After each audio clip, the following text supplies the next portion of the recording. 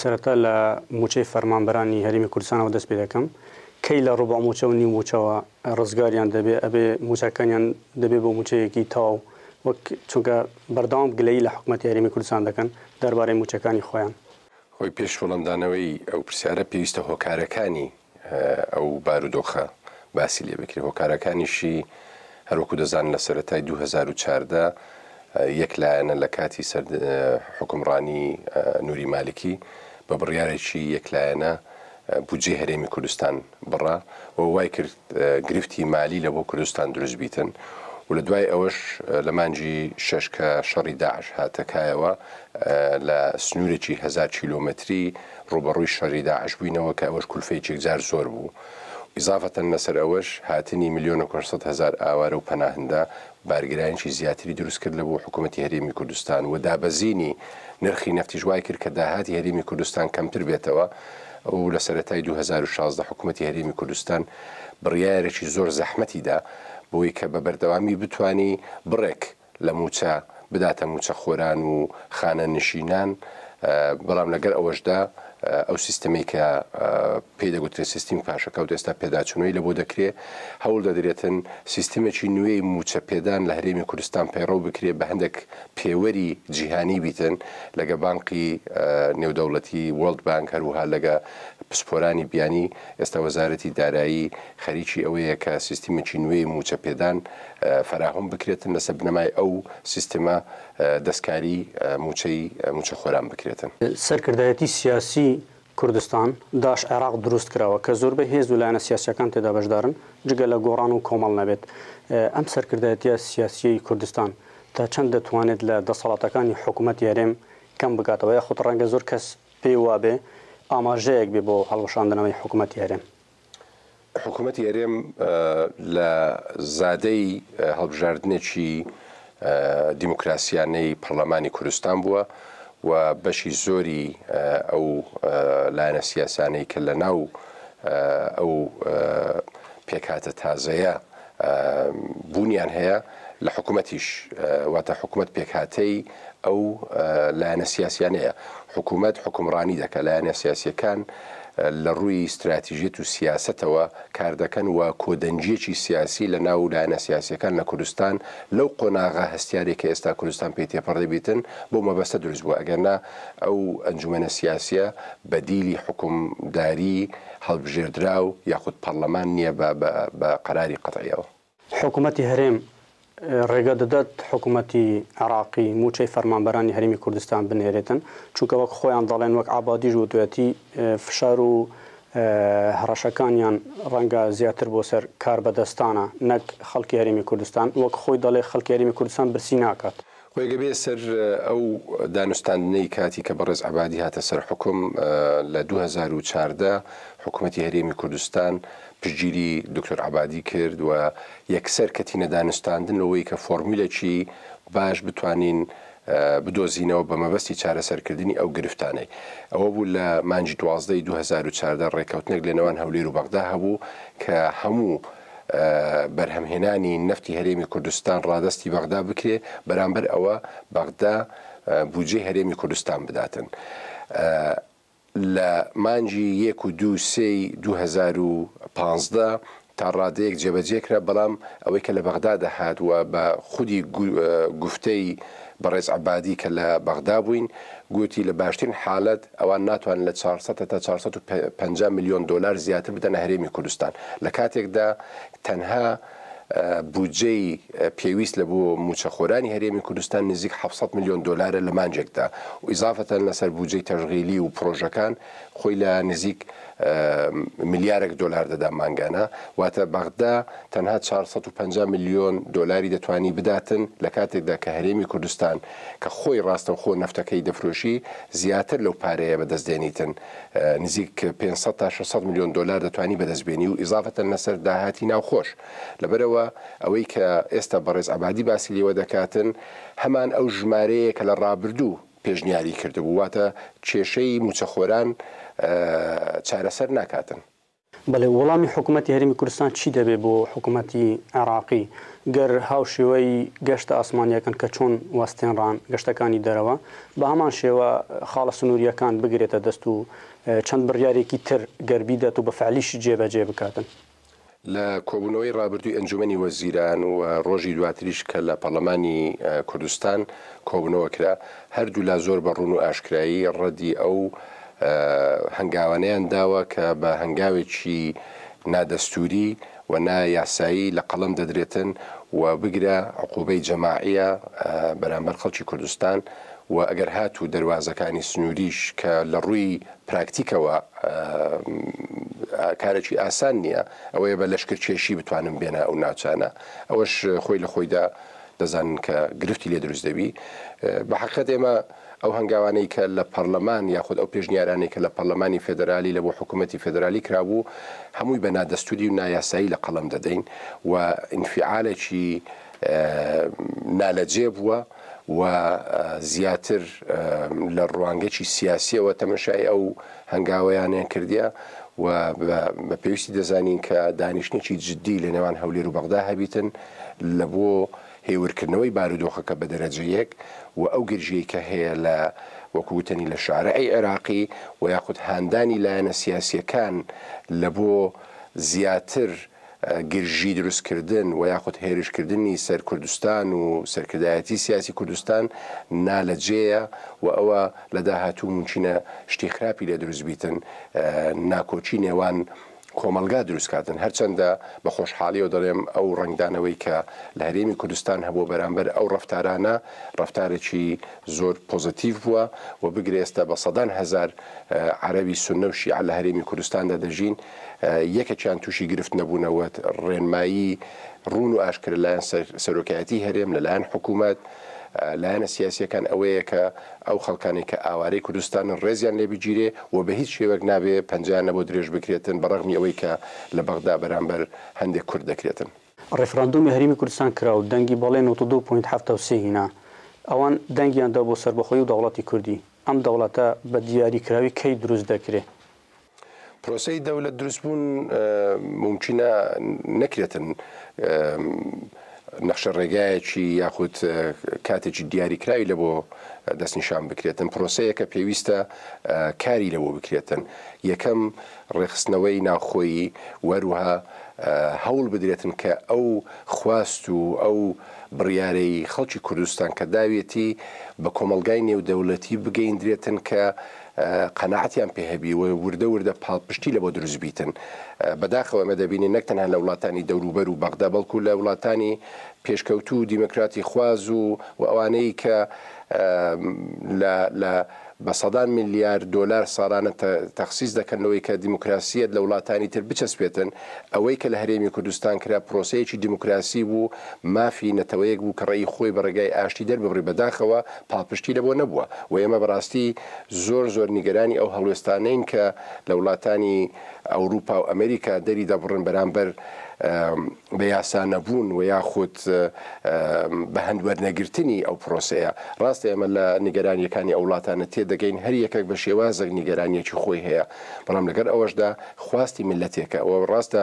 بڕیارێک و لەسەرەتا لەلایەن سەرکردایەتی درا بەڵام خەڵکەکە بە پیر ئەو بڕیارە بە دەنگەوازەوە چوون و ڕێی خۆیاندا و پێویستە ڕێزی لێ بگیرێتن فەرموو بینەوەی کە لە کەتەلۆنیا ڕوویدا بە لێدان و بە کوتان و بە بریندارکردنی خەڵک لە وڵاتێکی دیموکراسی ئەوەی کە لە هەرێمی کوردستان ڕوویدا پرۆسەیەک بوو وەکو کارنەڤاڵێک بوو و یەک ڕووداویشی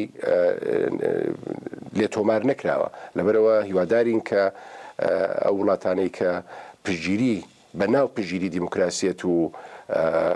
مافی گەلان دەکەن بە فعلی ئەوڕۆ بێنە سەرخەت پشگیری مافی خەڵکی کوردستان بکەن بەڵام ئەوەش پرۆسەیەکە کاتی دەوێتن تا بگەینە ئامانجی کۆتاییمە. ڕێفراندۆمی هەرێمی کوردستان کرا نیگەرانی و فشار و هەروەها هەڕەشەشی لەسەرە نیگەرانیەکە بە تایبەتی لای ئەمریکا و فشار و هەڕەشەکان ڕەنگە عێراق و ئێران و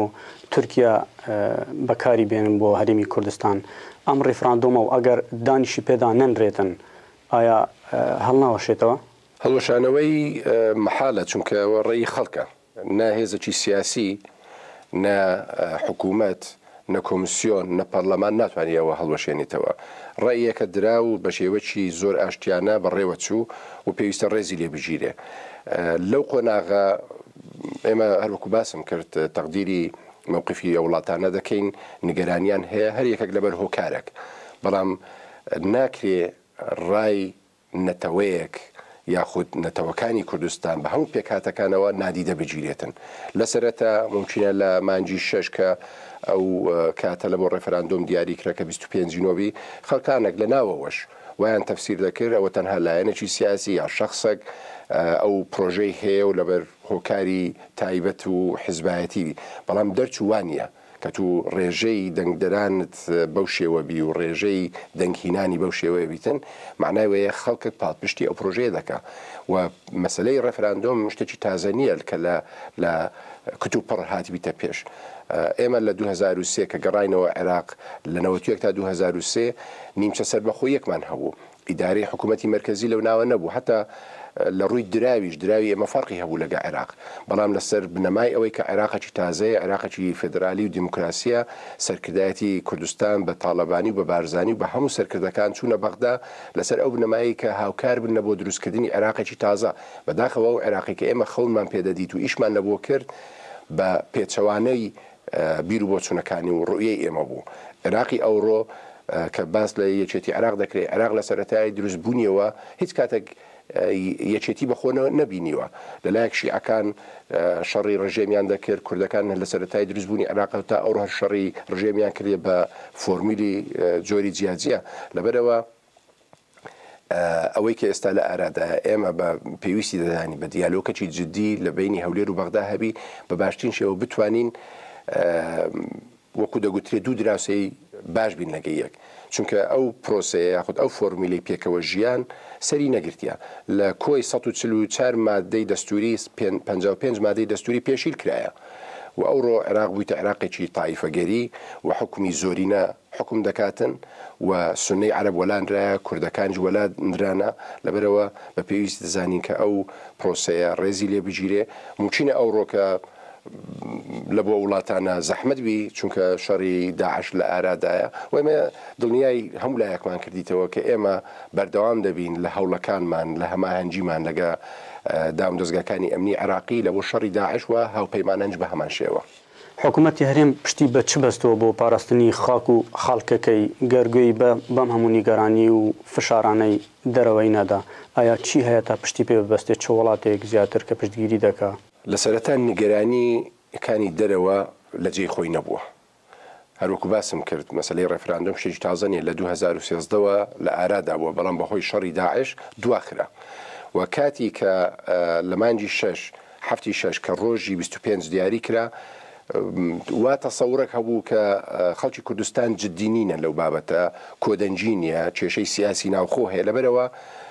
ئەو وڵاتانە زوو نەهاتنە سەرخەت. لە ئاخر 3 هەفتەی ڕێفراندۆمەکە واتە لە سەرەتای مانجی 9 یا کۆتایی مانجی 8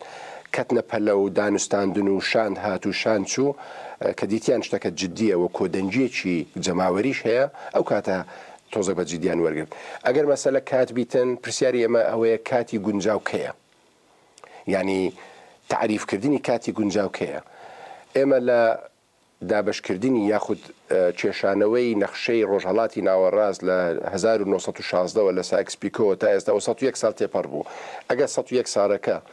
کاتەکە گونجاو نەبیتن ئەیکەی گونجاوە. لێرە پرسیار دێتە پێش، ئایا وڵاتانی پێشکەوتو و دیموکراتی خواز و کە پاڵپشتی مافی گەلان دەکەن، ئایا باوەڕیان بەوە هەیە کە خەڵکی کوردستان بگەنە ئامانجەکانی خۆیان یان نە؟ ئەگەر باوەڕیان پێ هەیە بەڵێ دەکرێت دانوستان بکرێت بە شێوازە کە ئێمە بتوانین عاملی ئیستقرار بین لە مەنتیق. بەڵام ئەگەر باوەڕیان بەوە نییە، تەنها قسەیە و تەنها شیعاراتە، ئیترەوە مەوزوعێکی ترە. ینی گەلی کوردستان بە هەموو پێکاتەکانەوە مافی خۆچارە نووسی هەیە و ئەگەر هاتو ئەو مافە لە خەڵکی کوردستان بسرێندێتەوە، ئیتر ئەو هەوڵ و تەقەلایە و ئەو هەموو شتێک کە وڵاتانی پێشکەوتو و دیموکراتی خواز خەباتی لە بۆ دەکەن دەبی هەمووی زەربی سەفر بکرێتن. تەنها ئەوەی کە لە بۆ خەڵکانێک حەڵال بی و لە بۆ خەڵکی کوردستان حرام بی، بەڕاستیەوە کارەساتێکی گەورەیە کە ڕوبەڕووی مرۆڤایەتی دەبیتەوە. فشار ئەمەش تەواقعی ئەومان دەکرد کە ئەو پرۆسەیەکی بێ ئازار نابیتن. ممکنە